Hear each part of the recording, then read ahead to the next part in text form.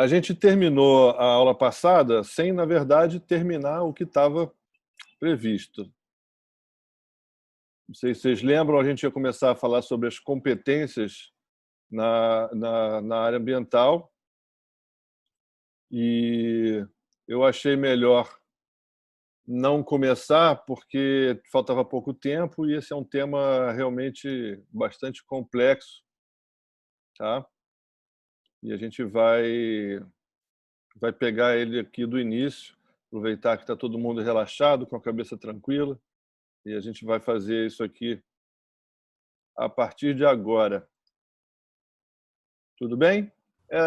Vamos falar aí sobre um tema que é bastante polêmico, um pouco confuso, né? E que quando o consultor ou o analista, enfim, consegue dominar esse assunto, ele com certeza ele tem uma vantagem com relação aí à concorrência, né? Porque saber entender essas matérias de competência, quem é competente para fazer o quê, pode fazer toda a diferença do mundo quando você está assessorando um cliente, quando você está defendendo alguém, ou enfim, ou mesmo se você trabalha no órgão ambiental e tem que tomar alguma decisão com relação a alguma ocorrência, tá? E esse eu posso falar aqui com tranquilidade que é um dos temas que eu consigo explicar com mais facilidade, porque foi o tema da minha dissertação de mestrado, logo quando saiu a Lei Complementar 140, né? Então, que rege mais ou menos, né? Mais ou menos não, que rege todas essas questões de competência na área de meio ambiente. Tá? A gente vai ver isso tudo aqui com calma, beleza? Então, de qualquer jeito, como é um pouquinho complicado, se sentirem alguma dúvida, alguma coisa estiver pegando no meio do caminho, pode sinalizar aqui que a gente dá uma paradinha, tá? E vai explicando. Bom, uma questão que eu sempre coloco, né, principalmente quando eu dou aula para pessoas que não são do direito, né, e aqui o nosso grupo, ele praticamente todo mundo é de outras áreas da ciência que não direito, é que a Constituição, né, o nosso chamado livrinho, a Constituição é o primeiro lugar onde você procura qualquer dúvida que você tenha sobre qualquer coisa do direito, né? A Constituição é a mãe das leis. Então, muitas vezes, você pode até não encontrar alguma coisa na Constituição, se você não encontrar nada lá sobre o tema que você está pesquisando, aí você vai procurar na que a gente chama nas leis, né, infraconstitucionais, tá? Mas, normalmente, todas as matérias, né, elas começam sendo regradas a partir da Constituição, né, que é a chamada Carta Magna, né, a lei maior. E nós hoje estamos aí sob a vigência da Constituição Federal de 1988, também chamada Constituição Cidadã, né, e que trouxe realmente algumas mudanças bem radicais, né, no nosso ordenamento jurídico. E uma delas tem a ver exatamente com essa questão de competência. Por quê? Para quem não sabe, os municípios, né, passaram a se tornar entes federativos autônomos a partir da Constituição de 88. Né? Nós vivemos num sistema de governo, né, um sistema de Estado, melhor dizendo, que é o que a gente chama de uma república federativa. Tá? Hoje em dia, nós temos países que adotam um modelo federativo, alguns países adotam um modelo federativo semelhante ao nosso, outros têm outros modelos federativos diferentes, né? Mas é muito importante que vocês entendam qual é o modelo que o Brasil adotou a partir da Constituição de 88, que vai facilitar vocês compreenderem toda essa explicação que eu vou passar, né? O modelo federativo, né, ele divide o Estado em federações, né, como o nome já diz, e isso varia de país para país. Então, por exemplo, você tem nos Estados Unidos, você tem um modelo federativo, um sistema federativo que tem a União e tem os estados, né? Basicamente, você tem as definições das regras traçadas aí entre União e Estados, o resto se divide aí conforme cada estado tem suas regras, né? Vocês sabe que nos Estados Unidos existe uma divisão bem rígida, né, de competência. Você tem estado, por exemplo, que pode ter pena de morte, no outro não pode, né? Então, existe uma diferença nesses dois sistemas federativos. Eu vou explicar aqui o que. E a gente tem um modelo de federalismo cooperativo, que é o que nós usamos e que foi usado também no sistema alemão, né? Que significa o quê? Os entes federativos, eles têm uma divisão de competências, mas eles trabalham em algumas matérias de forma a cooperarem entre si, né? Vamos dizer, a questão da legislar, né, sobre questões criminais, né? Você tem, por exemplo, nos Estados Unidos, uma competência bem separada, de forma que cada estado pode legislar de uma forma. Por isso, você tem em algum lugar você pode ter pena de morte e no outro estado você pode não ter. Aqui no Brasil, por exemplo, foi adotado, né, nesse modelo alguns temas. Você tem competências que são privativas da União, né? E aí, dessa forma, não tem diferença entre os estados. Porém, você tem outras competências que são divididas de forma concorrente e competências que são comuns, tá? Então, por exemplo, a questão da competência, né, para ficar no exemplo da legislação criminal, a competência para legislar criminalmente é só da União. Então, você não pode ter um código penal, por exemplo, do estado do Rio de Janeiro e um código penal diferente no estado do Pará. Existe um código criminal só para o país inteiro. Porém, na legislação sobre meio ambiente, você tem aí o que se chama de uma competência concorrente, né?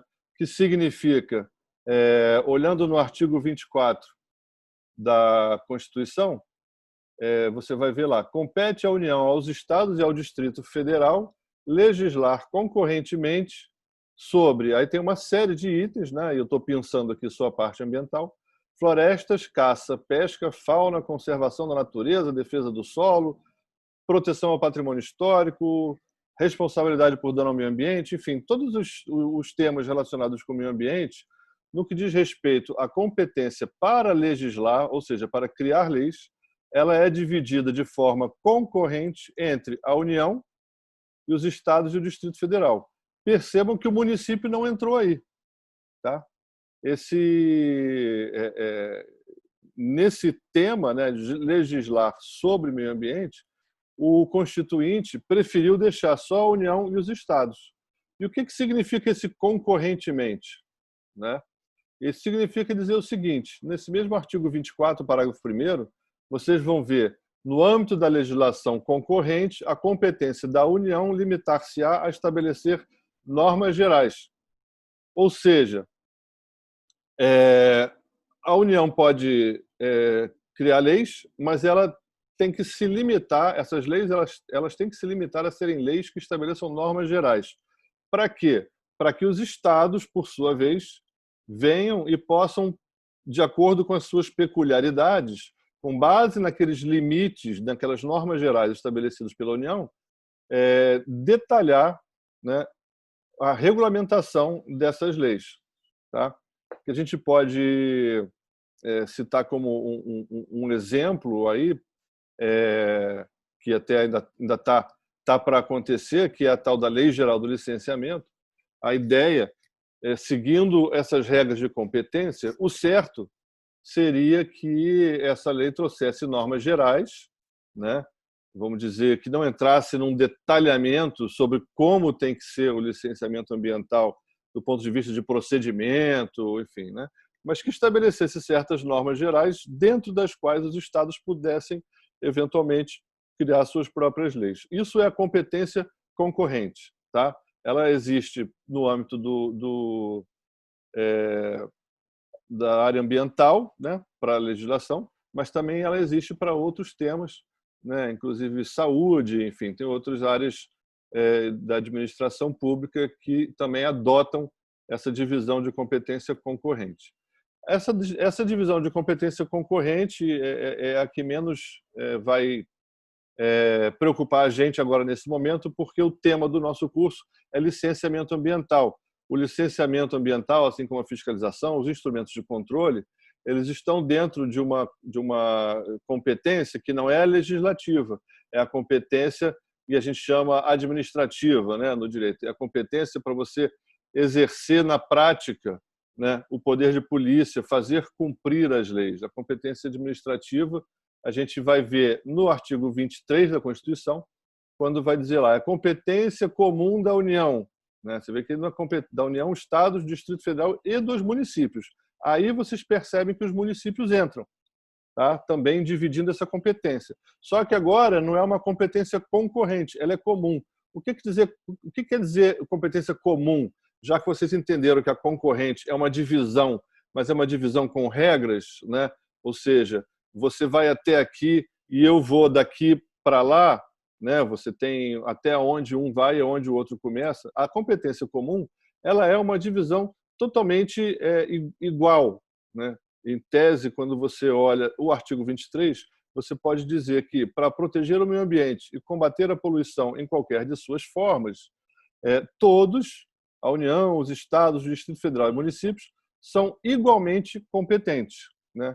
Ah, mas professor, como é que pode? Se eu sei que tem certas coisas que a competência para o licenciamento é do IBAMA e outras são do estado, outras são do município, então calma, né? Assim, então o constituinte lá atrás ele entendeu que era importante que essa competência ela fosse distribuída igualmente entre os 3 entes federativos, União, Estados e municípios, tá?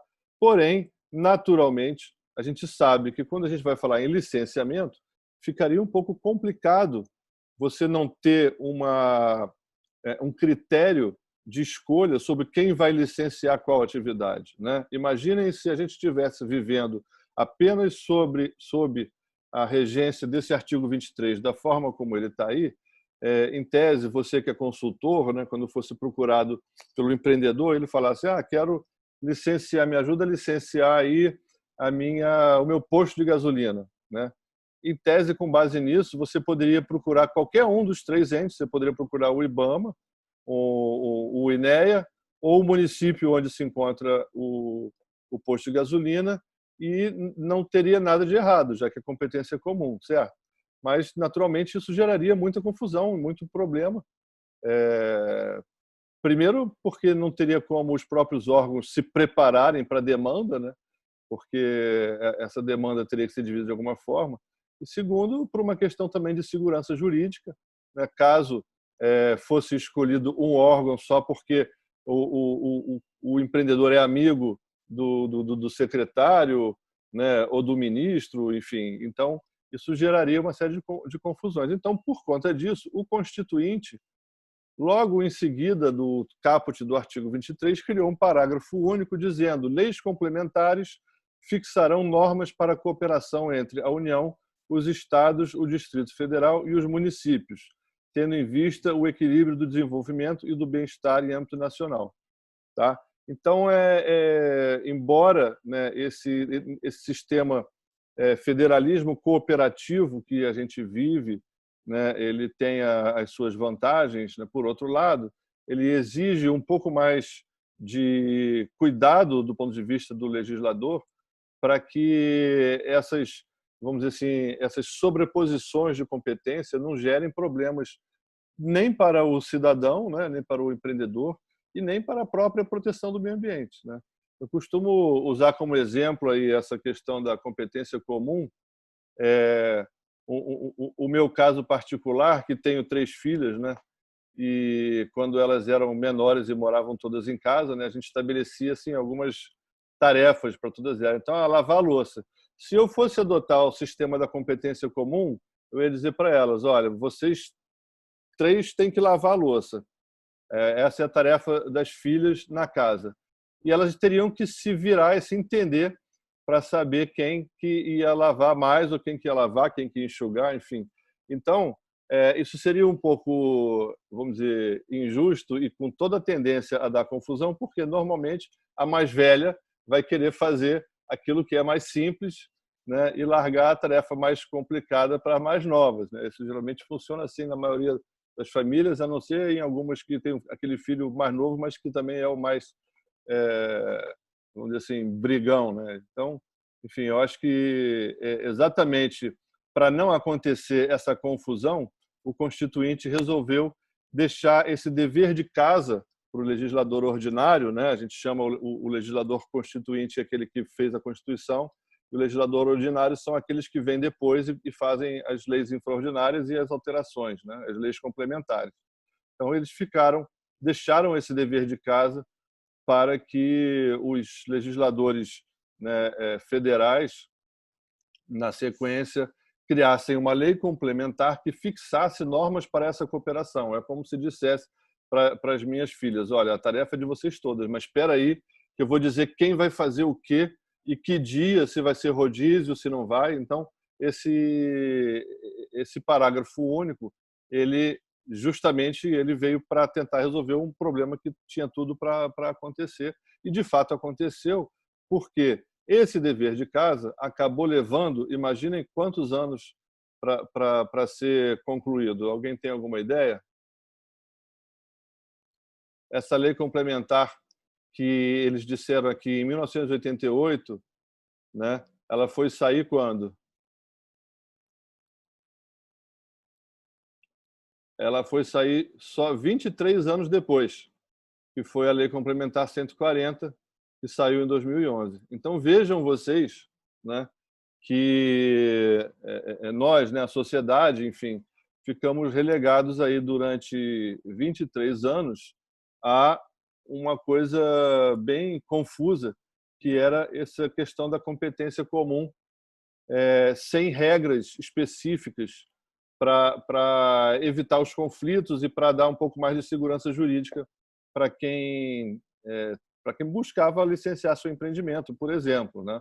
Tanto que, ao longo desses anos, muitos processos foram parar no judiciário, quando, por exemplo, o cidadão tirava uma licença no estado X, e aí, por qualquer motivo, o Ministério Público ou a própria União, enfim, ou o estado vizinho entendia que a competência não era daquele estado, então entrava com uma medida judicial para cassar aquela licença.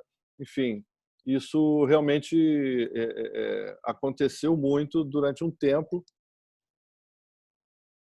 Só não foi pior porque, em 1997, o CONAMA, né, o órgão colegiado federal, que eu imagino que vocês todos conhecem, se não depois eu explico melhor, o CONAMA estabeleceu uma resolução, a Resolução CONAMA 237, que veio criar algumas regras, né, o que deveria ser essas regras de cooperação.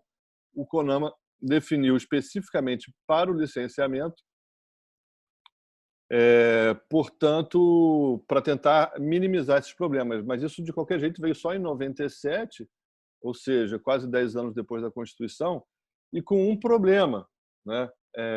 Existia um problema nessa resolução do CONAMA, e que por muito tempo também foi questionada, que era a constitucionalidade de uma resolução, quando a gente sabe que só quem pode definir competências entre os entes federativos, em termos de legislação, seria a Constituição, né, ou suas leis complementares. Imagina que um colegiado técnico, né, com pessoas que não foram eleitas pela sociedade, né, que é o CONAMA, um colegiado se reúne e define o que um município pode fazer, o que o Estado pode fazer e o que a União pode fazer em termos de licenciamento ambiental. Isso não imagino que não parece, né, muito razoável, né? Já que isso tem um impacto muito grande no dia a dia das pessoas e principalmente dos empreendedores, enfim, no desenvolvimento socioeconômico do país, tá? Mas, enfim, esse regramento aí da Resolução CONAMA 237 acabou sendo o que vigorou durante muito tempo. Eu não vou entrar no detalhe dele, das regras aqui, para não sair muito do tema, mas, eventualmente, eu vou identificar o que mudou, o que não mudou, para vocês entenderem, quando saiu finalmente a Lei Complementar 140, que está aí na tela para vocês, né, a Lei Complementar que fixa normas nos termos dos incisos 3, 6 e 7 do caput do parágrafo único do artigo 23 da Constituição Federal para a cooperação entre a União, os Estados, o Distrito Federal e os municípios nas ações administrativas decorrentes do exercício da competência comum relativas à proteção das paisagens naturais notáveis, à proteção do meio ambiente, combate à poluição em qualquer de suas formas, preservação das florestas, da fauna e da flora. Então, só frisando aqui esse termo, né, ações administrativas, para destacar das ações legislativas. Tá? Então, a Lei Complementar 140 só vai falar daquilo que é ação administrativa, exercício do poder de polícia administrativo, que na prática são as competências para o licenciamento, para a fiscalização, monitoramento, todas essas medidas que normalmente o Poder Executivo é quem realiza. Tá? Tudo bem até aqui, gente? Beleza. Seguindo, então, eu peguei aqui, eu sistematizei um pouquinho aqui para ficar mais fácil a compreensão de vocês, a Lei Complementar 140, de acordo com esses quadrinhos aí. Eu vou começar pela competência federal, né? O que foi que a Lei Complementar 140 definiu, né? E ela escolheu pegar itens específicos para definir o que era federal, tá? E por isso que eu vou começar pela competência federal. Um outro critério para definir o que seria competência municipal e o restante ficou com os estados. Tá? Vocês vão ver como é que funciona essa mecânica aí. Bom, e eu posso adiantar para vocês que muito disso ficou basicamente igual ao que já era na Resolução CONAMA 237, né? Mas agora com força de lei complementar, de maneira que garantisse um pouquinho mais de segurança jurídica para quem precisasse empreender. No âmbito da competência federal, e quem faz o licenciamento ambiental federal é o IBAMA, né? Os critérios são, primeiro, empreendimentos e atividades localizados ou desenvolvidos conjuntamente no Brasil e em país limítrofe. Tá? Vamos dar como exemplo aí uma usina tipo a usina do Iguaçu, né? Lá em Foz do Iguaçu, que é um empreendimento realizado pelo Brasil e pelo Paraguai. Então, nesse caso, naturalmente, que cairia a competência federal. Outros empreendimentos também que estejam localizados ou desenvolvidos em 2 ou mais estados, né? Naturalmente, também você tem um empreendimento que está localizado um pedaço num estado, né? E outro pedaço no estado vizinho. Vamos usar como exemplo aqui uma estrada, né? Uma rodovia ou uma ferrovia, enfim, que passe por mais de um estado, não faria sentido que o empreendedor tivesse que licenciar em cada estado aquele pedaço da rodovia ou aquele pedaço do empreendimento. Então, entendeu o legislador, aqui na Lei Complementar 140, que essa competência também fosse da União para fazer o licenciamento desse tipo de empreendimento. Lembrando e deixando bem claro aqui, nós estamos falando de empreendimentos e atividades localizados ou desenvolvidos. Tá? Eu estou frisando esse localizados ou desenvolvidos para distinguir do que era como a Resolução CONAMA falava. A Resolução CONAMA falava em localizados ou empreendimentos e atividades que causem impacto em 2 ou mais estados. Tá? E tem uma diferença muito grande entre você dizer que um licenciamento que causa impacto em mais de um estado, você pode ter aquele empreendimento, todo ele dentro de um estado só, né? E vai causar impacto no estado vizinho. A gente sabe, quem trabalha na área ambiental, que essa questão do impacto, e a gente pode falar impacto direto, impacto indireto, né? Isso pode alcançar aí,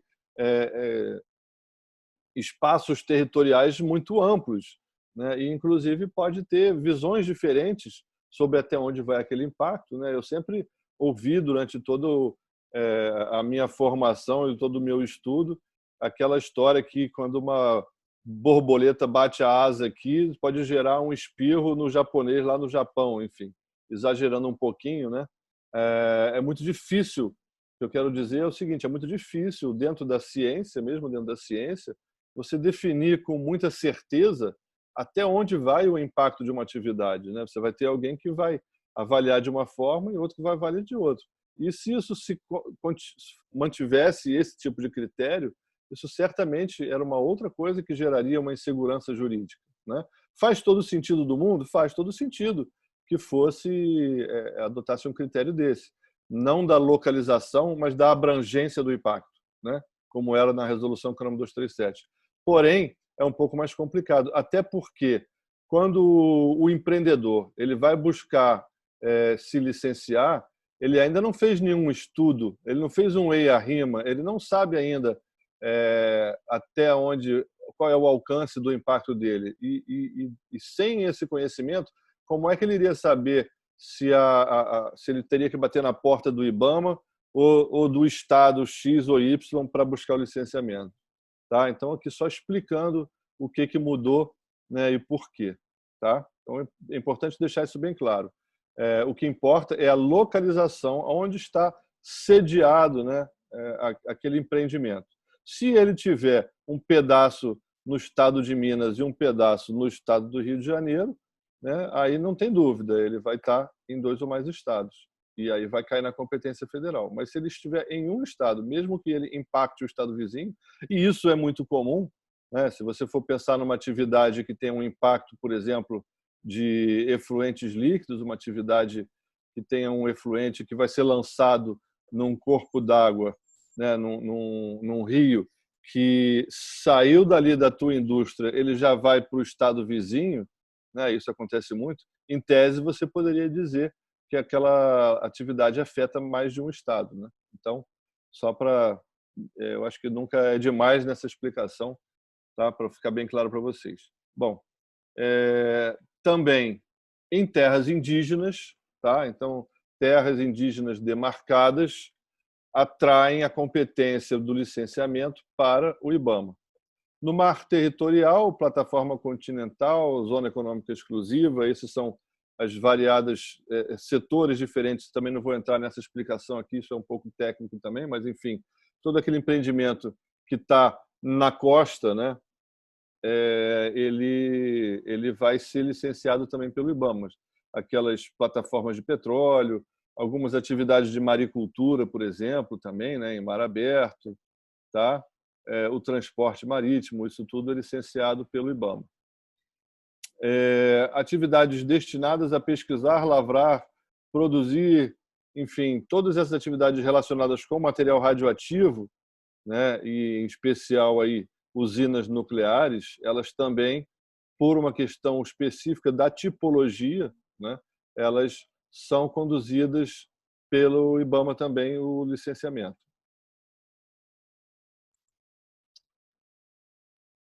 Outro tipo de atividade que também é conduzida pelo IBAMA, né, pelo licenciamento, são as atividades de caráter militar, né, excetuando-se do licenciamento ambiental nos termos de ato do Poder Executivo, previsto no preparo e emprego das Forças Armadas. Então, aquilo que estiver relacionado, que tiver caráter militar, por exemplo, uma base de lançamento de foguetes, enfim, né? Isso a gente já teve isso também lá no Nordeste, não me lembro ainda que estado.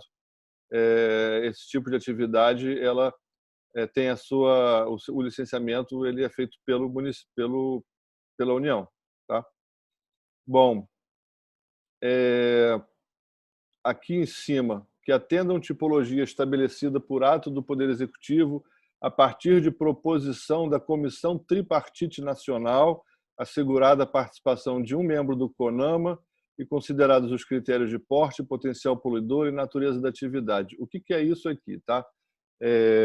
Quis também o legislador deixar aí uma brecha, uma possibilidade para que a União, em determinada situação, quando entendesse necessário, e isso, gente, né, quando a gente fala de licenciamento ambiental, a gente tem que imaginar que a cada dia surge uma tecnologia diferente, uma atividade diferente que a gente não imagina, né, que vai surgir. E aí, dependendo dessa tipologia, assim como escolheram que as atividades relacionadas com material radioativo seriam de competência da União, né, em qualquer momento a União pode entender que algum tipo de atividade, por questão, né, de porte, potencial poluidor ou natureza da atividade, devam ser de competência também da União, que não está previsto hoje nos outros critérios. A gente tem um exemplo aí, né, essa comissão tripartite, na verdade, de lá para cá, da Lei Complementar 140, já definiu, pelo menos em um ato, algumas atividades que também acabaram ficando com a competência federal. Essas atividades estão relacionadas com a parte de rodovia, de portos e aeroportos. Se vocês me lembrarem depois, eu não coloquei aqui também para não entrar muito em detalhe, eu posso passar para vocês essa decisão aí, que é uma portaria, se eu não me engano, ou uma resolução, enfim, e que criou uma mudançazinha, né? São detalhes, mas enfim, relacionados principalmente com a questão portuária, e que acabou jogando algumas atividades que eram licenciadas pelo Estado para a União, tá? Isso, se não me engano, também na questão de energia hidrelétrica também houve uma decisão dessa comissão tripartite, tá bom? Isso aí caberia aí uma aula a mais só sobre isso, mas depois vocês me lembrem, eu coloco pelo menos um exemplo de uma proposição dessa que tá valendo. Fala, Tércio, você levantou a mão aí, pode dizer. Marcos, uma dúvida. Você falou sobre a questão dessa comissão tripartite, se valendo sobre a questão do tamanho do empreendimento, do impacto que ele gera, né? Logo me veio à cabeça aquele licenciamento do Comperj. Eu acho que você era presidente do INE à época, não me recordo, mas que teve essa questão de delegação de competências, né? Ou seja, o Estado, o Rio de Janeiro, com a questão federal. E como é que foi resolvido isso? E, ao ponto final, isso é resolvido como é resolvido hoje em dia, através do judiciário? Ou, de fato, existe alguma legislação que estabelece alguma coisa específica sobre essa questão do tamanho do empreendimento e quem vai licenciar, no caso? Ô, Tércios, então, esse caso do Comperj, quando ele se iniciou, eu não estava no INEA ainda, mas eu conheço bem a história, existia sim um questionamento, né? Mas é como eu digo, né? Toda a legislação, principalmente na área ambiental, né? É muito difícil você construir uma lei que esteja assim tão bem amarradinha que evite qualquer tipo de dúvida, né, polêmica, visões diferentes, né? Esse é um problema que a gente tem no nosso país, porque geralmente isso acaba sendo resolvido. A única maneira de resolver quando existe uma questão dessa é no judiciário, né? E por isso a gente tem hoje aí o judiciário decidindo, inclusive, se as escolas podem abrir ou não, se os ônibus podem levar 50% de passageiro ou 60%, enfim, e um monte de outras coisas que acabam no judiciário, que, a meu ver, assim, é muito prejudicial para a democracia, né? Até porque a gente sabe que, vocês já ouviram aquele ditado que cabeça de juiz é igual bunda de neném, ninguém sabe o que vem. Então, é assustador, né? Assim, porque você vê, tem todo, né, o caso do Comperj, né? Tem todo o investimento, tem toda uma questão estratégica do ponto de vista da economia do Estado, enfim, até mesmo do próprio país, né? E, de repente, por uma questão mal resolvida, mal explicada na legislação, pode acabar parando no judiciário. Então, assim, eu acho que, para responder a sua pergunta, né, na época não existia, não tinha nenhum ato dessa comissão tripartite que alcançasse exatamente o que era o Comperj, porque o Comperj é um mundo diferente, né, de coisas, é um complexo que tem várias atividades no mesmo lugar, né? Então, assim, muitas coisas acabaram sendo licenciadas individualmente, né, no final das contas. Eu sei que, assim, durante muito tempo eu acompanhei questionamentos, taques, enfim, né, até porque, né, o empreendimento acabou não saindo, né, na verdade. A gente tem coisa lá que já está apodrecendo, que vai ser jogada fora, porque quem for assumir vai ter que fazer de novo. Agora, com base nesse item aí da Lei Complementar 140, poderia, sim, hoje, essa comissão tripartite, né, pegar e falar assim, olha, um complexo petrolífero assim, com potencial de tantos de geração de gás, não sei o quê, e definisse o porte, né, porque o porte você define assim, pelo volume, pelo tamanho, pela quantidade, né, a partir de X passa a ser de competência federal. Então, se eles conseguissem, essa comissão conseguisse definir esse critério bem específico para pegar determinados empreendimentos, como, por exemplo, o Comperj, e puxasse para a União, aí também resolvia, né? Mas é porque é difícil, porque cada empreendimento tem sua peculiaridade, entendeu, Tércio? Então, sempre vai ter alguma coisa que vai acabar caindo no judiciário. Mas, enfim, o fato é que a Lei Complementar 140, né, ela diminuiu bastante os conflitos, ela, dentro do possível, ela conseguiu eliminar muitos conflitos, né? A gente vai, seguindo aqui no desenrolar aqui da explicação, a gente vai entender outros critérios também para definição de competência, que vai ficar mais claro para todo mundo aí. E, para terminar aqui a competência federal, eu deixei aqui por último essa questão das unidades de conservação, porque quando se trata de empreendimento em unidade de conservação, a regra geral, tá, quem licencia é o ente responsável por aquela unidade de conservação. Então, em tese, uma unidade de conservação criada pelo Estado, né, ela vai ter a competência para licenciar qualquer atividade dentro da unidade de conservação. E aí, independente de todos esses outros critérios. Tá? Se for dentro de unidade de conservação, esquece esses outros critérios, esquece o critério de porte, potencial poluidor, que vai valer quem é o ente responsável por aquela unidade de conservação. Mas tem uma exceção aí, e isso é importante levantar, né? Exceto em APAs, Área de Proteção Ambiental. Né? Muito rapidamente, para quem não domina o tema de unidade de conservação, nós temos hoje um Sistema Nacional de Unidade de Conservação, que é uma legislação até razoavelmente recente, que é o também chamado SNUC, Lei 9985 de 2000, que sistematizou, né, todas as unidades de conservação, porque a gente já tinha unidade de conservação antes, mas não tinha assim, um regramento para dizer que tipo de unidade de conservação tem esse ou esse critério de visitação, enfim, tem todas umas regras que hoje a gente tem elas bem delineadas nessa lei, e tem um tipo de unidade de conservação que é chamada Área de Proteção Ambiental, que são as APAs, que são unidades de conservação de desenvolvimento sustentável, ou seja, o grau de proteção delas é o mais leve possível, inclusive ela não envolve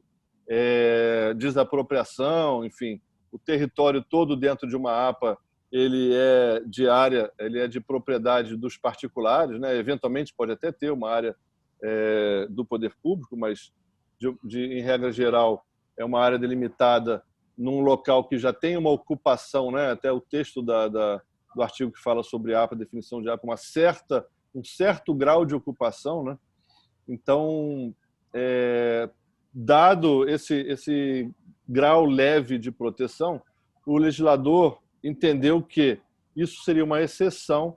Então, uma atividade potencialmente poluidora localizada numa APA, por exemplo, ela não segue essa mesma regra de que a competência do licenciamento seria do órgão gestor desse tipo de unidade de conservação. Tá? Então, só para ficar bem claro, regra geral, a atividade está dentro de uma unidade de conservação, é o gestor da unidade de conservação que vai fazer o licenciamento.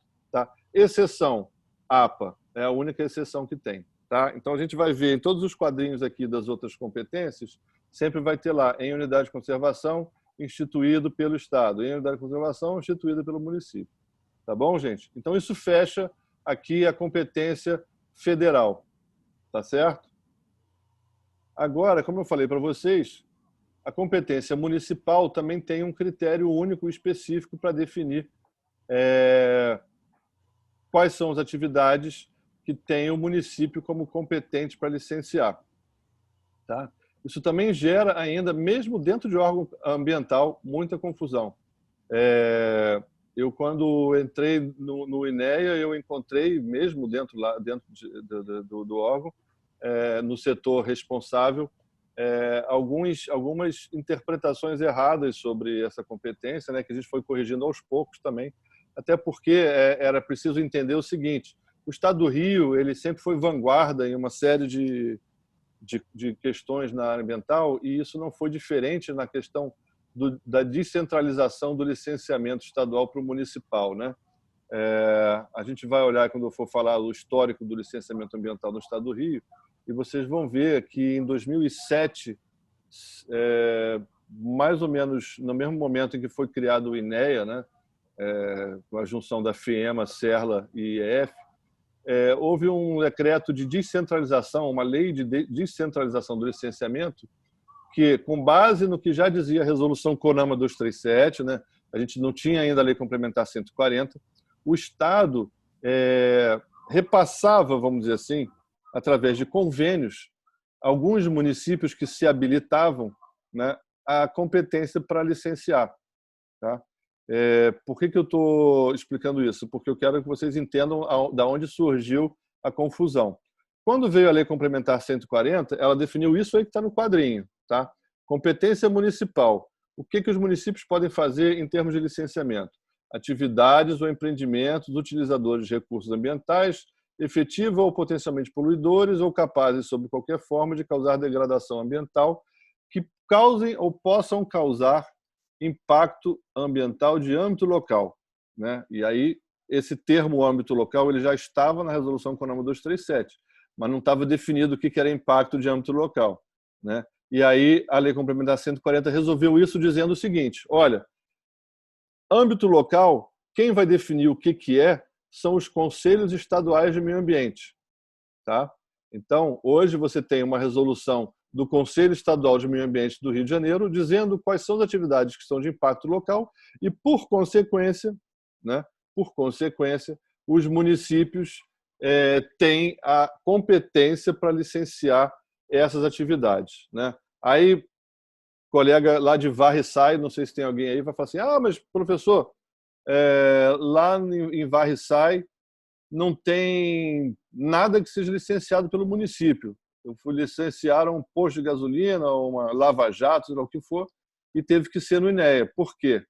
Bom, existe um outro critério, né, que os conselhos também estabelecem e que está na resolução, na Lei Complementar 140, que é essa questão dos municípios que não tiverem, né, capacitados tecnicamente, não tiverem conselho e também não tiverem conselhos estaduais de meio ambiente, eles não estão, vamos dizer assim, legitimados pela Lei Complementar 140 para fazer licenciamento ambiental. Tá? E aí essa questão do o que pode ser definido como estar capacitado tecnicamente é uma outra história. Tá? A gente vai deixar isso para depois. Mas, por enquanto, é importante vocês entenderem isso. Quem define o que o município pode licenciar são os conselhos estaduais de meio ambiente. E eu quero frisar isso aqui. Conselho Estadual de Meio Ambiente não é o INEA, não é a Secretaria do Meio Ambiente. Tá? E esse foi justamente, né, o Becker está aí, sabe, ele acompanhou essa história desde quando a gente trabalhava junto lá no município de Petrópolis, e eu brigava com aquelas meninas do INEA, e depois eu vinha ser chefe delas, coitadas. Aí foi uma situação até engraçada. Mas, enfim, né, foi importante, né? Eu acho que calhou de eu ter ido para o INEA justamente depois de eu ter estudado exatamente esse tema aí bastante e ter me formado para isso.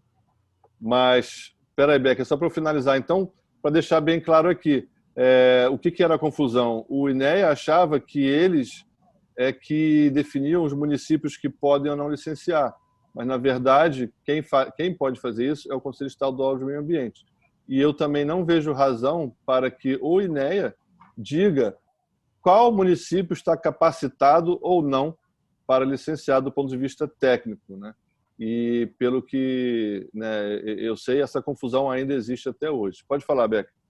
Na verdade, era exatamente isso que eu ia dizer. Eu ia dizer o seguinte, que antes do advento da 140, né, o INEA é que decidia quais eram as atividades que seriam licenciadas pelo município. Eu estou bem a cavaleiro para falar isso, porque eu fui nomeado exatamente para ajudar na descentralização do município de Petrópolis.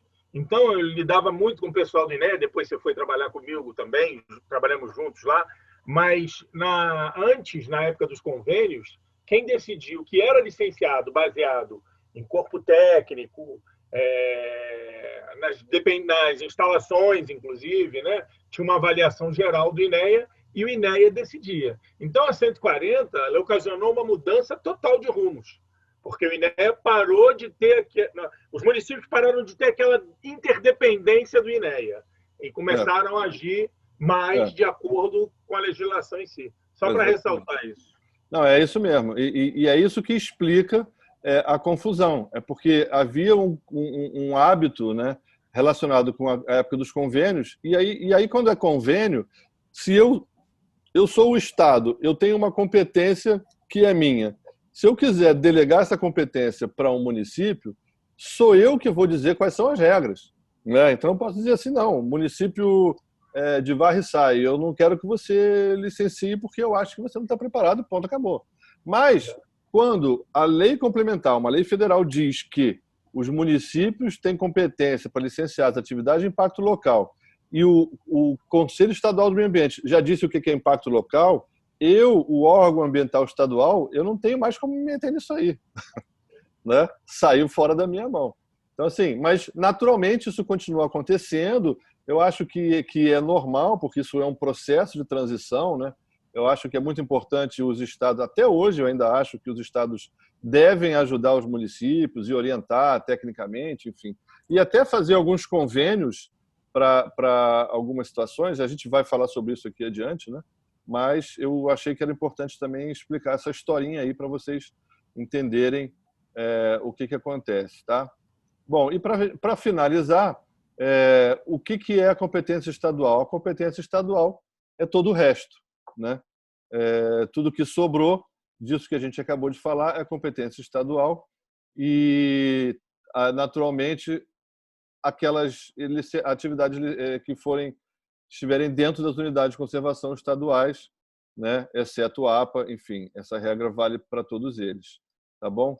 Até é muito comum também, né, na maioria das aulas, o aluno pergunta assim, mas professor, mas dentro de unidade de conservação pode ter atividade potencialmente poluidora?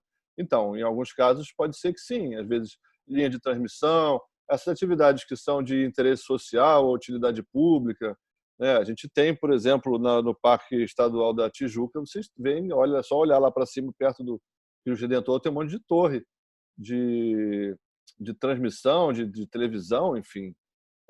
Aliás, cabe aí depois, quando vocês tiverem um tempinho aí, que quiserem entender um pouquinho a história mais da gestão ambiental, é muito interessante. Esse professor Alceu Magnanini, Tércio conhece muito bem, né, Tércio? Ele conta uma história de quando ele era o gestor do Parque Nacional da Tijuca e quando quiseram colocar umas torres lá, e que, segundo ele, né, a fonte é ele, então eu tenho que acreditar, segundo ele autorizou, mas ele só autorizou diante de uma condicionante muito interessante na licença, que era o seguinte: as torres teriam que ser levadas lá para cima de helicóptero, porque ele não queria o impacto do transporte dessas torres ao longo daquela mata toda para levar lá para cima. Então, isso é bem interessante aí na história da gestão ambiental nossa aí. E isso, gente, bem antes da Lei Complementar 140, bem antes, talvez, até da própria Constituição de 88. Mas, até para vocês verem, né, eu acho importante isso, né, que a gente está falando aqui de um sistema de licenciamento ambiental no estado do Rio de Janeiro. Eu acho que cabe aqui eu falar que, realmente, o Rio de Janeiro sempre foi vanguarda em muitas dessas questões ambientais. Então, depois eu ponho o link no grupo, vocês me lembrem, para essas entrevistas aí do professor Alceu Magnanini, tá? O último sobrevivente do quadro técnico que elaborou o Código Florestal de 65. Bom, gente, aqui nesse quadro aqui, só explicando aquilo que eu já falei para vocês sobre como era a resolução CONAMA 237, antes da Lei Complementar 140. Vocês vejam aqui, no artigo que falava sobre a competência do IBAMA, as atividades localizadas em 2 ou mais estados, também aquelas cujos impactos ambientais diretos ultrapassem os limites territoriais do país ou de 2 ou mais estados. Então, explicando aquilo que eu tinha falado, tá? Então isso morreu, né? Então agora o critério é da localização pura e simples. Bom, alguns detalhes a mais aí, né, sobre a Lei Complementar 140, para fechar essa questão.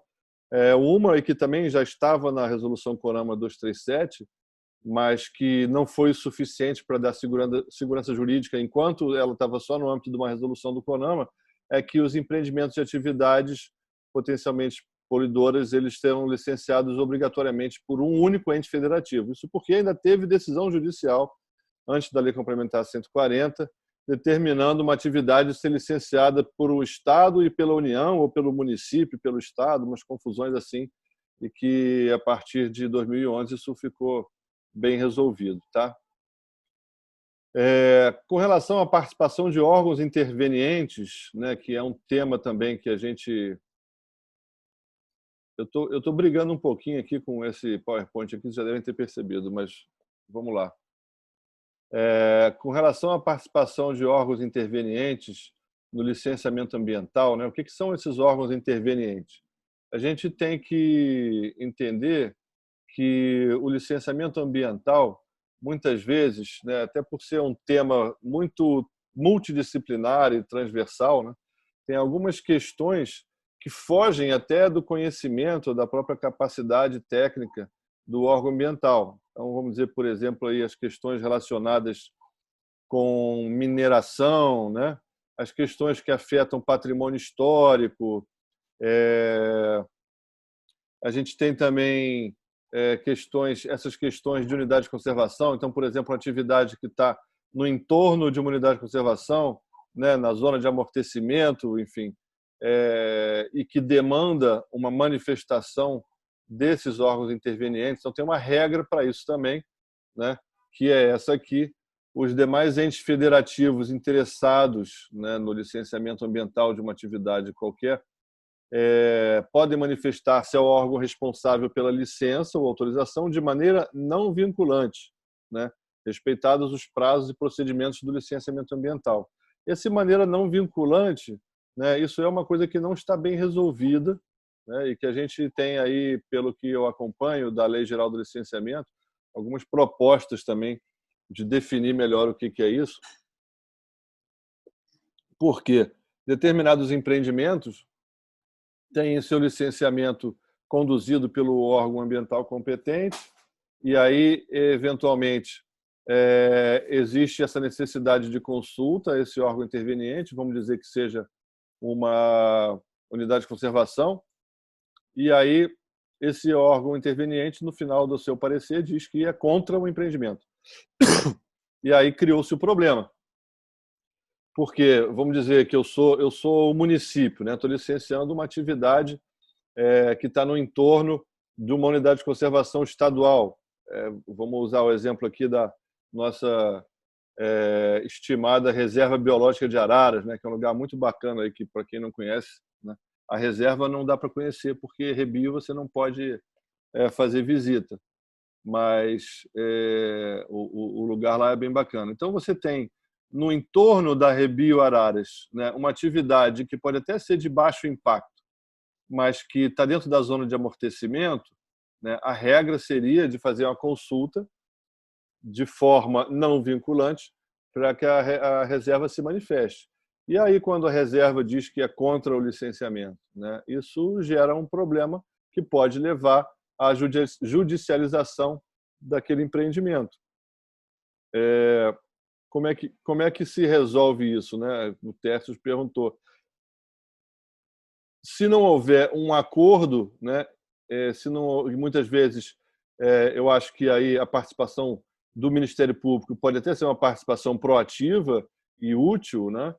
Pode juntar os dois e chegar a um acordo, do tipo assim, falar assim, Rebelo Arara, vamos fazer o seguinte, vamos criar algumas condicionantes que atendam aí a sua preocupação, vamos supor que a unidade de conservação tem alguma preocupação com relação ao aumento do adensamento naquela região, então aí o município estabelece alguns condicionantes. Isso é a maneira, vamos dizer assim, mais saudável, né, de resolver esses conflitos. E aí, geralmente, isso acaba ficando num termo de ajustamento de conduta, o município acata algumas sugestões da unidade de conservação, coloca aquilo como condicionante, né? E aí, vida que segue normal. Mas quando isso não é resolvido dessa forma, acaba parando no judiciário. A própria unidade de conservação, através do Estado, pode entrar com uma ação pedindo a suspensão, a revogação daquela licença concedida pelo município. E aí, assim, quem paga, quem acaba sofrendo, né, é o próprio empreendedor. E isso pode levar muito tempo. E o que é pior, né, que é o que eu estrondo muito, o problema da judicialização desses temas, né, fora o mais óbvio, que é o tempo que muitas vezes demora para tomar uma decisão, é que quem vai decidir, né, isso é notório, né, quando o juiz tem uma demanda que é técnica e tem dois lados com argumentos técnicos, né, querendo fazer valer suas opiniões, o que o juiz tem que fazer? Ele não pode escolher bater para o ímpar e escolher qual que ele vai dar razão. Ele tem que chamar um perito, né? E aí vocês imaginam, né, você tem lá no órgão ambiental municipal técnicos competentes, né, com formação e tal, e que chegaram à conclusão cientificamente embasada de que aquela atividade pode ser licenciada naquele local, e do outro lado, no Estado, você também tem técnicos igualmente competentes, mas que entendem que não pode, né? Qual é o problema da judicialização? O juiz vai chamar um perito, que pode ser alguém que acabou de sair da faculdade, né? E é esse perito que vai decidir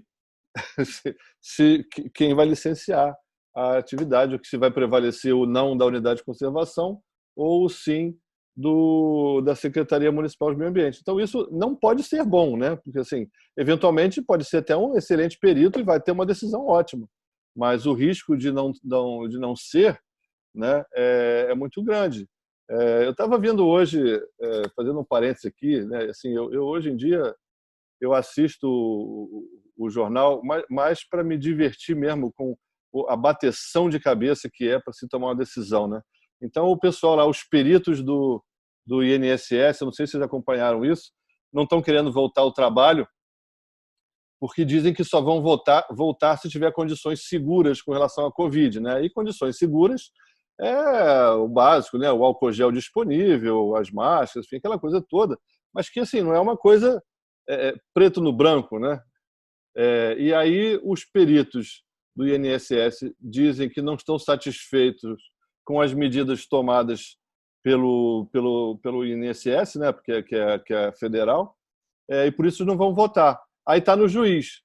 Aí o que acontece? O juiz tem que pegar um perito para dizer se as condições estão boas ou não. E aí eu pergunto para vocês, qual o perito que vai entrar numa repartição pública, né, com base no que ele está vendo ali, por mais que tenha tudo arrumadinho, sanitizado, luva, máscara, álcool gel para todo mundo, qual o perito que vai dizer assim, olha, pode voltar ao trabalho que não tem problema nenhum? Você responderia isso, Alexandre Becker?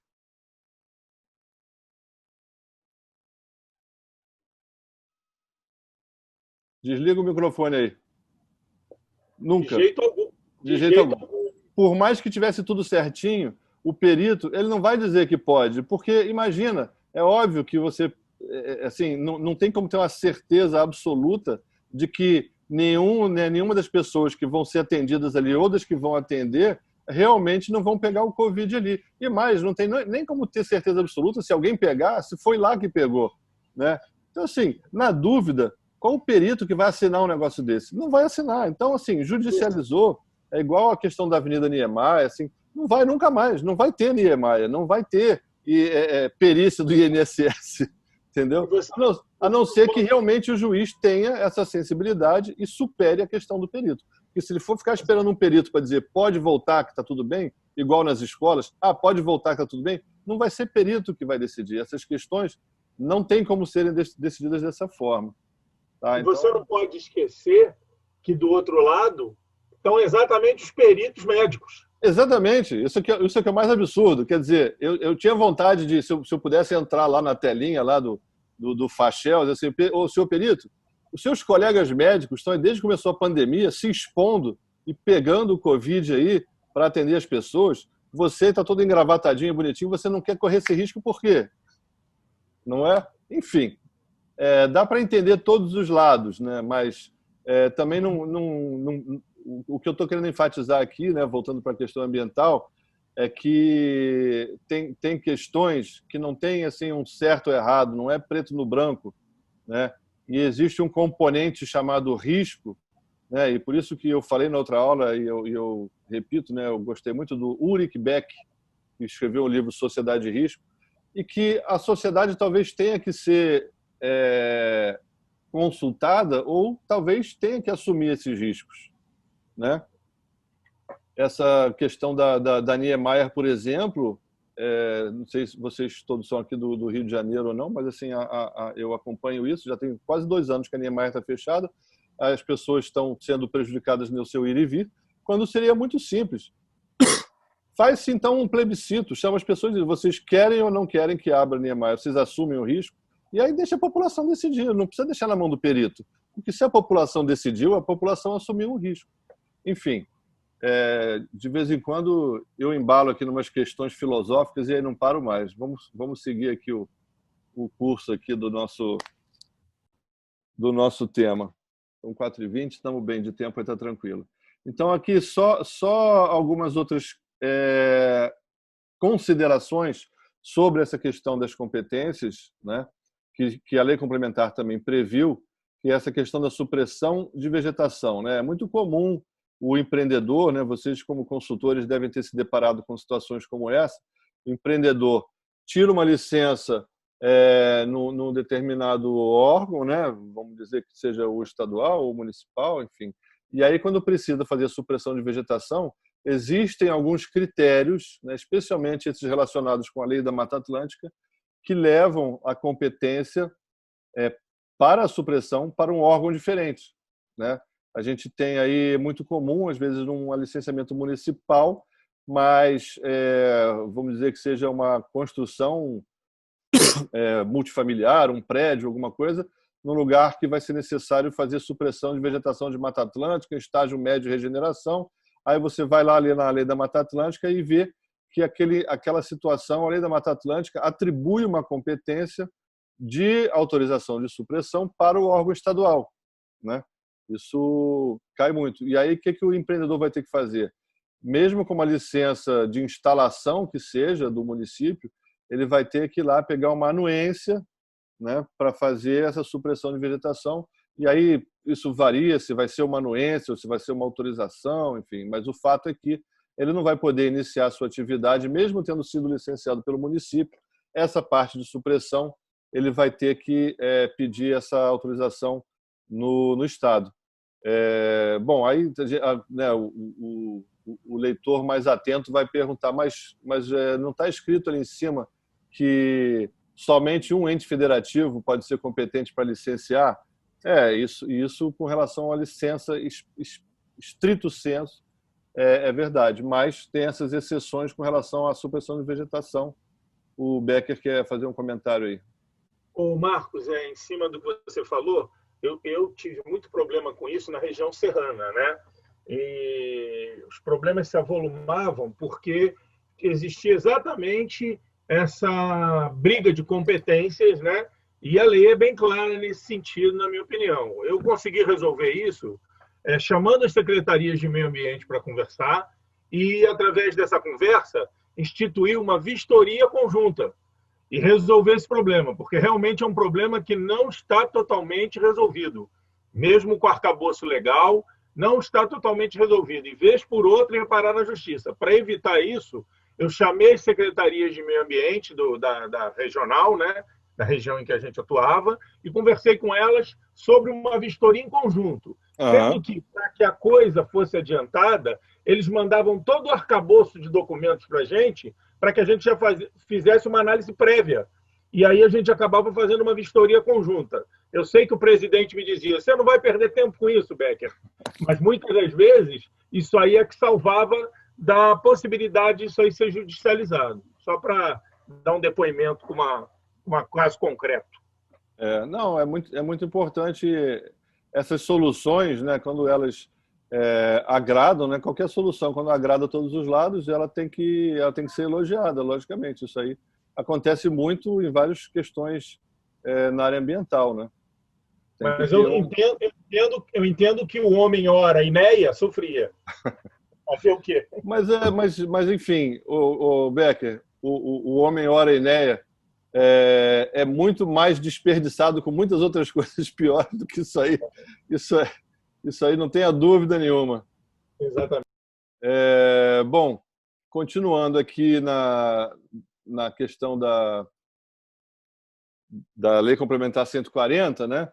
Eu falei para vocês um pouquinho antes sobre essa possibilidade, né, de convênios, né, e de termos de cooperação técnica, né, para justamente superar essas dificuldades, né? Então, é muito comum hoje, eu presto consultoria para um ou outro município, é muito comum, às vezes, eles me perguntarem: poxa, Marcos, a gente tem competência para licenciamento, a gente quer licenciar, mas eu estou sem nenhum, vamos dizer, engenheiro químico ou geólogo, enfim, algum profissional de um ramo da ciência, e quem viabiliza aquele município de, por exemplo, licenciar posto de gasolina, vamos dizer, né?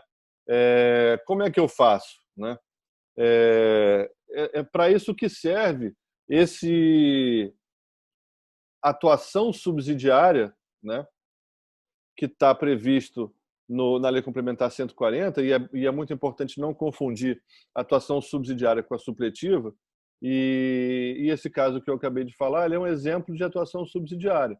Então, eu sou o município, eu tenho a competência para licenciar, a competência legal, vamos dizer assim, mas eu me sinto incompetente tecnicamente numa determinada área porque eu não tenho o profissional, eu não tenho, às vezes o município não tem aquele profissional que mora no município, não é nem no quadro da prefeitura. Às vezes não consegue, né? Municípios pequenos têm algumas dificuldades. Qual é a solução? Vou abandonar o licenciamento, não posso licenciar? Não, uma solução pode ser justamente fazer um convênio com o Estado, ou um termo de cooperação técnica, né, no sentido de que, olha, vamos fazer o seguinte, enquanto eu não consigo um engenheiro químico ou um geólogo, ou seja lá a profissão que eu estiver faltando, o Estado vai assumir o licenciamento desse tipo de atividade, dessas tipologias, para suprir essa questão. E isso, logicamente, o Estado tem que aceitar isso, né? O município abre mão, o Estado tem que aceitar, tem que saber se o Estado também tem competência. Pode ser que nesse convênio entrem aí algumas trocas, né, de material humano para cá, equipamento para lá, enfim. Isso tudo está aberto, né, para justamente cumprir o que essa atuação subsidiária aí prevê. Tá? Diferente da atuação supletiva, isso faz muita gente, né, se confundir, que é a atuação onde o ente federativo se substitui ao ente federativo originariamente detentor das atribuições, né, nas hipóteses definidas nesta lei complementar, e a gente vai ver aqui quais são, né, e aí assume o licenciamento ambiental que deveria ser de competência daquele outro ente. Né? Então, vamos lá, quais situações? Inexistindo órgão ambiental capacitado ou conselho de meio ambiente no Estado ou no Distrito Federal, a União deve desempenhar as ações administrativas estaduais ou distritais até a sua criação. Então, isso aí é um preenchimento de uma lacuna, tá? Que pode ser, inclusive, temporária, né? Que hoje em dia, esse caso aí já não existe mais, não tem Estado nenhum que não esteja capacitado. Aliás, para falar a verdade, eu não sei se vocês acompanharam isso, o Estado do Rio de Janeiro ficou próximo de perder sua competência para licenciar. Eu cheguei a colocar isso nas redes aí na época. O pessoal até me ligou lá do INEF. Eu ficou maluco? Eu fiquei maluco, não. O que aconteceu foi o seguinte, eu vou contar a historinha para vocês aqui. O Conselho de Meio Ambiente no Estado é o CONEMA, né?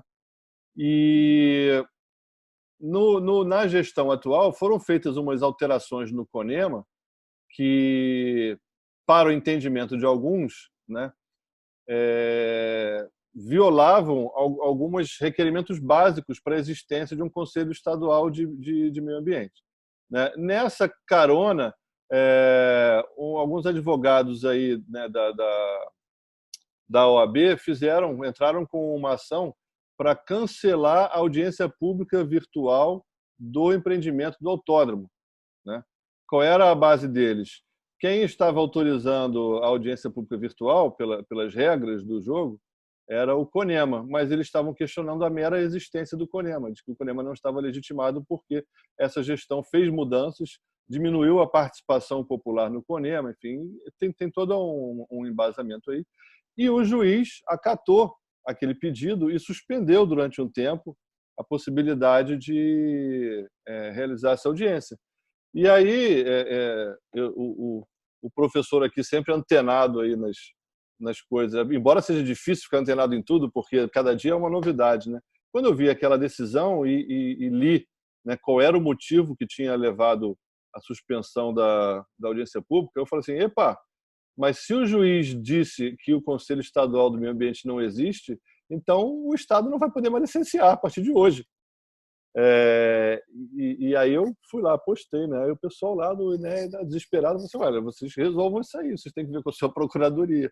Mas, no meu modo de ver, o Estado acabou de perder a sua legitimidade para licenciar, com base exatamente nesse artigo da Lei Complementar 140. Mas, enfim, isso foi superado. No dia seguinte, derrubaram aquela decisão liminar e, enfim, o governador veio, o ex, não sei, o governador suspenso veio e decretou a realização da audiência pública virtual numa canetada e aí resolveu o problema do autódromo e acabou resolvendo esse problema aí no embalo, né?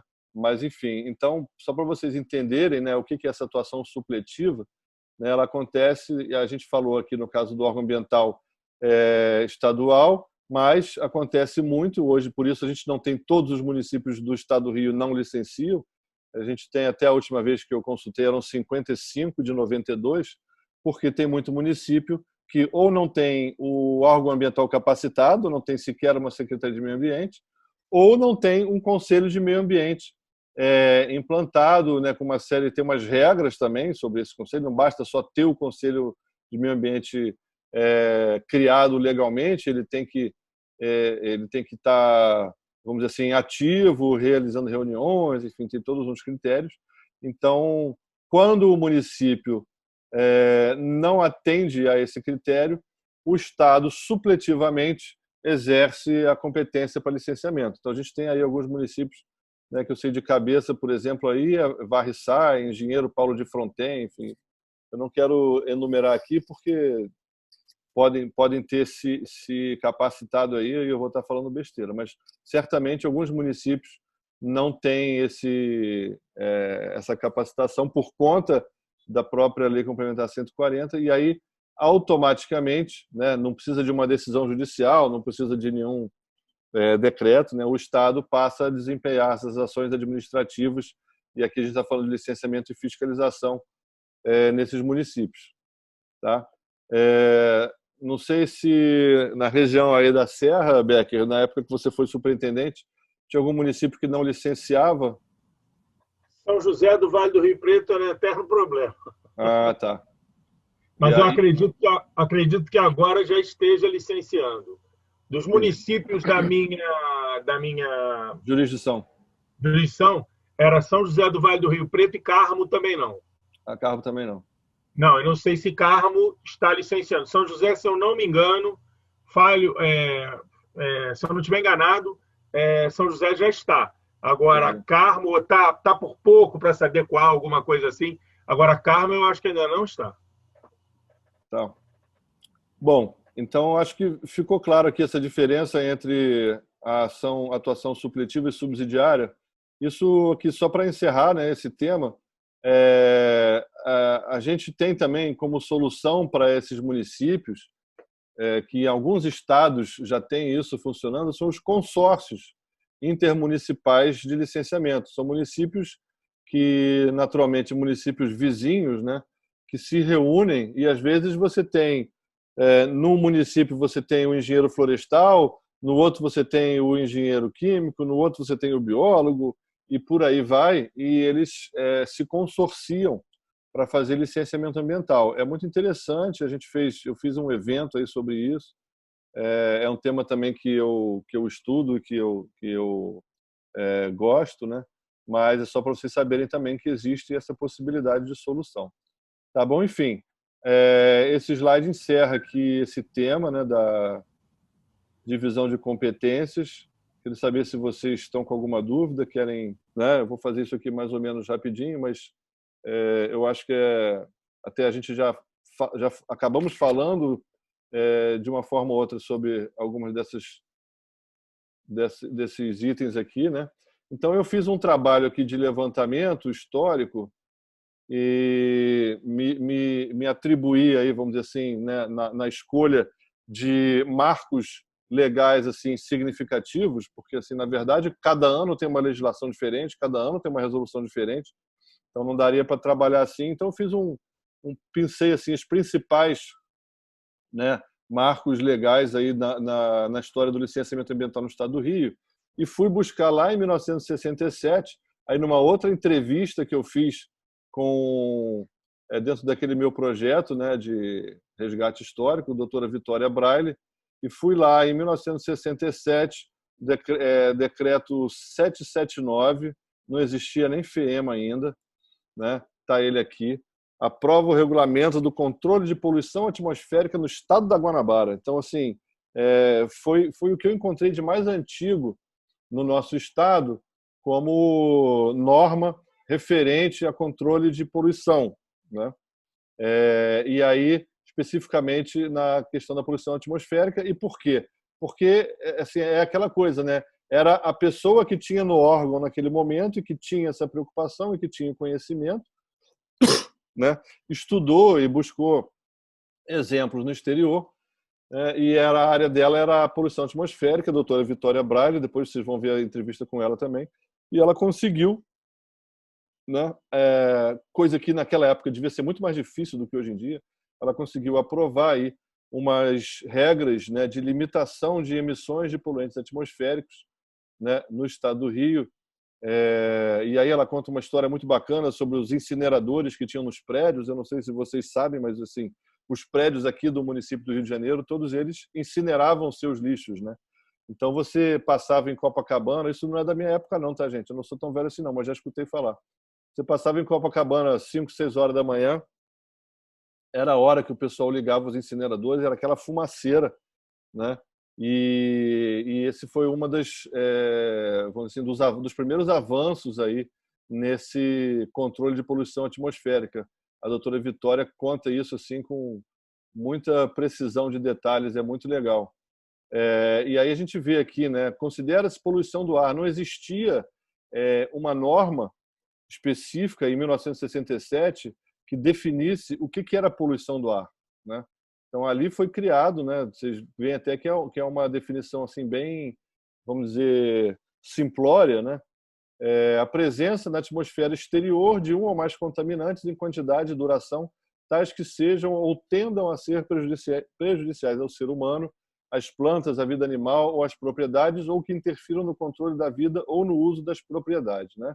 Então, assim, é bem, vamos dizer, típico, né, de como era tratada a questão ambiental naquela época, né? Praticamente não existia. Esse tema era uma coisa da cabeça de uns poucos malucos, né? Mas, enfim, acho interessante isso, né? Um outro marco mais adiante, né, foi a própria criação da FEMA, né? Esse foi um momento muito rico no nosso estado, porque ele aconteceu aproveitando a carona da fusão, né, quando o estado da Guanabara se fundiu ao estado do Rio de Janeiro, então houve toda uma programação até financeira de investimentos, né? E nesse movimento aí resolveram criar um órgão, né, que era para ser um órgão técnico, como está definido aqui, né? Vocês estão vendo o texto, né, desse decreto, né? Ele tratava de uma série de coisas relacionadas com proteção do meio ambiente, mas entre elas criava a FIEMA, fica o Poder Executivo autorizado a instituir uma fundação denominada Fundação Estadual de Engenharia do Meio Ambiente. E aí tem uma outra entrevista com o professor Haroldo Matos de Lemos, que foi o primeiro presidente da FIEMA, que ele explica até da onde saiu esse nome, enfim, é bem interessante. E a ideia era que esse órgão fosse um órgão técnico, né? Um órgão que embasasse as decisões do Estado relacionadas com as questões ambientais. E tanto era isso que, na época, quem era o órgão executor, vamos dizer assim, o órgão que exercia o poder de polícia, não era nem a FIEMA, era a SECA, né, que existe até hoje, que é a Comissão Estadual de Controle Ambiental, e era a SECA que emitia as licenças e que lavrava as multas, né, e a FIEMA sendo um braço técnico da SECA, né? Isso começou assim. Até é interessante aqui, uma das atividades, né, entrou assim num parágrafo único, uma coisa assim meio peculiar, né, que é o combate a insetos no território do Estado do Rio, né? E aí o professor Haroldo conta, né, que naquela época tinha esse setor num determinado órgão lá da estrutura estadual, mas que ninguém queria, e aí pediram para ele puxar aí a questão do combate a insetos para a FIEMA, e isso até hoje isso tem resquício disso aí lá no INEA, mas enfim, interessante, né? Ali também, né, uma definição, aí já uma definição um pouquinho mais elaborada, né, mais técnica de poluição. Notem vocês que isso tudo foi antes da Política Nacional do Meio Ambiente, em 1981, né, que trouxe, né, a figura do licenciamento ambiental, só que quando alguns estados já faziam isso há muito tempo, né? Aí esse decreto também criou essa questão da autorização da SECA, enfim, né, isso que eu acabei de falar, até aqui, deixando o poder de polícia sendo exercido pela SECA. Isso tudo foi lá em 1975, foi um marco muito importante aqui, né? Vocês estão vendo aí como eu tinha falado.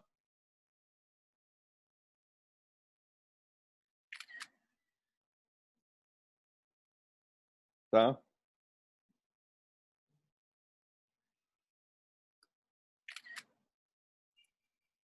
Vamos lá. Bom, mais adiante um pouquinho, em 77, foi instituído o primeiro sistema de licenciamento de atividades poluidoras, que era chamado SLAP, né? Que, vamos dizer assim, é o avô desse que a gente tá tratando nesse nosso curso. Tá? Era o SLAP, depois veio o SLAM e agora veio o CELCA, né? Lógico que nesse interregno aí entre um e outro, muitas mudançazinhas foram acontecendo, mas esses foram assim as mudanças mais significativas. Então começou lá em 77 esse sistema de licenciamento que trouxe o modelo americano, né, de modelo trifásico de licença prévia, licença de instalação e licença de operação, né? Como vocês estão vendo aí o artigo 3º. Mais adiante, já em 2009, nós tivemos o advento aí do SLAM, né? De SLAP saiu para SLAM, o decreto 42159 de dezembro de 2009, e que deu vamos dizer assim, expandiu um pouco esse sistema trifásico, né? Permitindo aí algumas licenças que uniam as duas ou mais tipos de licença. Você tinha licença ambiental simplificada, a licença prévia e de instalação num instrumento só, a licença de instalação e operação num instrumento só. Isso veio só lá em 2009, quer dizer, foram muitos anos, né, décadas trabalhando só com esse instrumento trifásico, até que já aí no INEA, né, depois da unificação dos 3 órgãos ambientais, surgiu esse sistema de licenciamento ambiental novo e que acabou sendo adotado por muitos municípios, né, e até por alguns ainda é adotado, né, e aí criaram vários outros tipos de instrumentos, né, instrumentos SLAM, certidão ambiental, certificado de credenciamento de laboratório, enfim, tem uma série de instrumentos, além desses básicos aí, que são a licença prévia de instalação e de operação, né? A licença ambiental de recuperação, licença de operação e recuperação, a outorga, termo de encerramento, documento de averbação, enfim. Tá? Esse foi o SLAM, e que, por sua vez, também teve como marco importante, né, a criação dessa classificação de empreendimentos, né, com base na tipologia e no porte, né, o potencial poluidor e porte, né, que foi usado durante muito tempo também, e que é usado ainda, na verdade, esse enquadramento é usado até hoje. Ele vai ter algumas alterações quando o CELCA for implementado, né, a gente vai estudar sobre isso também. Tá? Autorização ambiental de funcionamento. Vou dar uma passada aqui rapidinho, tá, gente? Mas qualquer item desses que depois vocês quiserem, a gente pode se aprofundar com mais calma. A declaração de inexigibilidade de licenciamento ambiental também surgiu aí um pouco depois, já em 2015, né? Isso de forma, vamos dizer assim, eletrônica, né? Isso veio também para para desafogar um pouco o trabalho dos analistas ambientais, tá? Esse período aí, 2015, 2016, enfim, a gente teve muitas mudanças, muitas inovações aí em termos de norma. Só não demos um nome específico para um novo sistema de licenciamento, mas foi muito rico também aí em algumas medidas que tinham como objetivo dar um pouco mais de celeridade no licenciamento, tá? Aqui. Essa questão também que era um gargalo, a questão da certidão de uso e ocupação do solo, que era exigida aos empreendedores, né, para os municípios, e tinha um município que não tinha esse documento, então era muito comum, processos ficaram travados aí por muito tempo, porque o empreendedor não conseguia a tal da certidão de uso e ocupação do solo. E aí nós conseguimos criar aí vamos dizer assim, uma alternativa, que seria o empreendedor apresentar um alvará de localização expedido pelo município, enfim, né?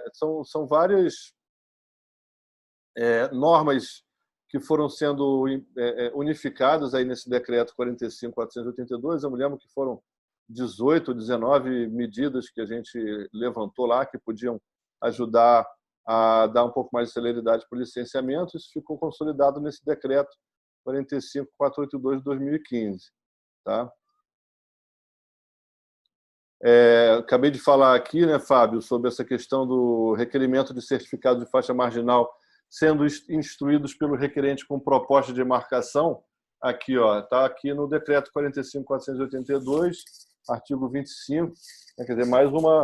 São pequenas coisinhas que foram identificadas para desfazer gargalos aí no licenciamento, né, e que ficaram incorporadas nesse decreto, justamente no final de 2015, depois do primeiro ano da nossa gestão.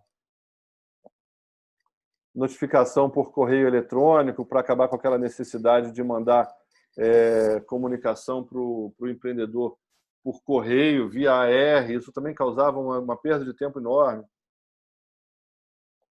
Né? Hoje, você tiver um empreendimento sendo licenciado no INEA, você apresenta documento, você recebe informação, tudo por e-mail, não tem mais que ficar dependendo de AR. E o próprio licenciamento, vamos dizer, chamado autodeclaratório, né?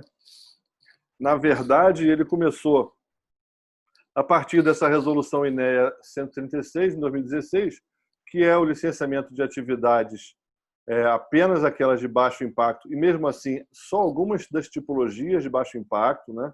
E que previa a concessão de licença sem vistoria prévia, né? Quer dizer, isso é o grande paradigma que até hoje está sendo enfrentado lá em Brasília, lá para o projeto de lei. As pessoas estão questionando muito, embora o projeto de lei geral do licenciamento preveja que seja permitido fazer o licenciamento que eles chamam de adesão e compromisso para atividades até mesmo de médio impacto, né? E aí, lógico, a sociedade civil está questionando isso, está preocupada, né? Mas aqui no estado do Rio, a gente quebrou esse paradigma em 2016 com esse instrumento, né? Que é chamado licenciamento ambiental simplificado para os empreendimentos de baixo impacto. Isso foi aprovado no CONEMA, tá? E aqui a descrição, né, no artigo 2º da resolução: entende-se para os fins almejados procedimento simplificado o trâmite por meio do qual a emissão ou renovação do documento de licenciamento ocorre diretamente pelo diretor ou superintendente após a apresentação de documentos previamente definidos, viu? E aí aquele checklist que foi mencionado aqui, né, durante a aula, né? O empreendedor apresenta esses documentos. Se esses documentos estiverem todos de acordo, o empreendimento recebia a licença, né, sem necessidade de vistoria. Quer dizer, sem necessidade de vistoria prévia, né? É bom deixar isso claro. A proposta desse tipo de licenciamento, quando se concede a licença sem fazer vistoria prévia, é que no ato seguinte, o órgão ambiental, e aí que estabeleça-se um prazo, que no meu modo de ver, não deveria passar de, no máximo, 30 dias, o órgão vai fazer uma vistoria, e aí sim uma vistoria de pós-licença, né, que é o que eu entendo que seja mais eficiente, para exatamente verificar se aquilo que foi documentado, né, está acontecendo na prática. Eu acho muito temerário, né, que você tenha uma licença concedida e o órgão ambiental nem sequer vá lá depois para ver se está tudo ok lá, né? Eu acho que para que se permita uma licença ambiental prévia a uma vistoria, no mínimo, tem que haver garantia dessa vistoria pós, né, num prazo determinado, e para todos os empreendimentos licenciados, né? Bom, enfim, assim era a previsão da Resolução 136, e isso encerra essa parte aí sobre esse pequeno histórico. A gente, na próxima aula, já entra direto no CELCA propriamente, aí, no Decreto 46.890, para, vamos dizer, digerir esse pacote todo aí para vocês, né? Com toda calma e tranquilidade, que existe aí uma previsão, né? Estou sabendo que lá no INEA eles estão correndo um pouco com esses regulamentos para tentar antecipar. Hoje está prorrogado para março do ano que vem a entrada em vigor desse decreto, mas é possível que eles antecipem isso aí para o final do ano, enfim, vamos ver. Tá? Bom, Roberto, eu não sei se você quer tentar de novo fazer sua pergunta aí, eu não vi ela no chat.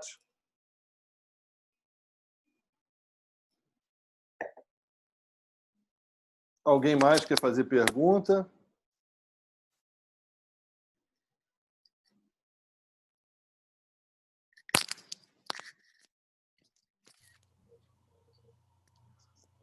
Eu acho que o Roberto não está mais aqui não, Marcos. Bom, gente. E desconectou. Se vocês depois pensarem em alguma outra pergunta para fazer, quiserem trocar ideia aí, a gente tem o nosso grupo de WhatsApp também, ou a gente pode voltar aqui e na próxima aula tirar qualquer dúvida de vocês, né? A gente já avançou um pouco no tempo aí, mas foi bom que deu para recuperar aí o atraso. A gente na próxima aula entra certinho aí na nossa programação. Tá certo? Tá bom, Marcos.